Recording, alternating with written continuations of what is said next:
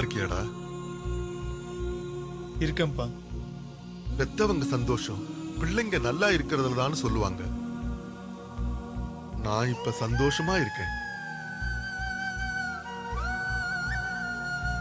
கணேஷுக்கு கல்யாணம் பண்ணலான்னு முடிவு செஞ்சிருக்கோம்பா. நீங்க செஞ்சா சரியாதான்ப்பா இருக்கும். என்கிட்ட போய் பழைய வாசுவா இருந்தா சொல்லிருக்க மாட்டேன்ப்பா.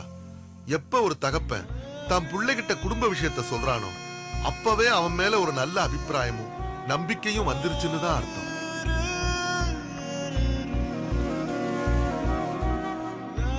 அப்பா, நான் உங்களுக்கு பிடிக்கிற மாதிரி நடந்துட்டு இருக்கேனாப்பா? நான் ஒரு முடிவெடுத்தா சரியா இருக்கும்னு நம்புறீங்களாப்பா? சொல்லுடா. நான் விஜய்னு ஒரு பொண்ணு உயிருக்கு உயிரா விரும்புறேன்ப்பா. அவ என்ன காதலிக்கிறேன்னு சொல்லியும் நான் ஒத்துக்கலப்பா.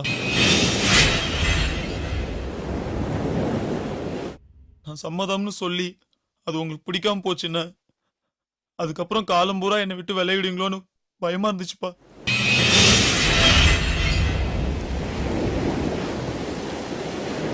என்னடா முட்டாள் மாதிரி பேசுற? இந்த விஷயத்துல நான் முட்டாளா இருந்தா பரவாயில்லப்பா. எனக்கு இந்த காதல் இல்லைன்னா நாளைக்கு வரப்போற மனைவியை காதலிச்சுக்கலாம். ஆனா நீங்க அம்மா அண்ணெல்லாம் இல்லைன்னா வாசு வாசு வாசு. ஏய் வணக்கம். எங்கடா என் பொண்ணு? எங்கேயும் பொண்ணு? அவளை எங்க கொண்டு போய் மறைச்சு வச்சிருக்கேன்? சொல்லுடா சொல்லு. திருச்சியில இருந்தே உங்களுக்கு உள்ள பிரச்சனையா இருந்தது. அவளை எங்க கொண்டு போய் வச்சிருக்கேன்? சொல்லுடா சொல்லு. ஐயா ஐயா கொஞ்சம் பொறுமையா இருங்க, கொஞ்சம் பொறுமையா இருங்க. என்னப்பா இது? என்ன இது? விஜயோட அப்பாப்பா. ஐயா கொஞ்சம் அமைதியா இருங்க, அமைதியா இருங்க. என் பையனால உங்க பொண்ணுக்கு ஒரு கெடுதலும் நடந்திருக்காது, நடக்காது. டேய் வாசு, அவருடைய பொண்ணு எங்க இருந்தாலும் தேடி கண்டுபிடிச்சு அவர்கிட்ட கொண்டு வந்து ஒப்படைக்க வேண்டியது உன் பொறுப்பு. போடா. கொஞ்சம் அமைதியா இருங்க. உங்க பொண்ணை நிச்சயமா உங்ககிட்ட சேர்த்துருவான்.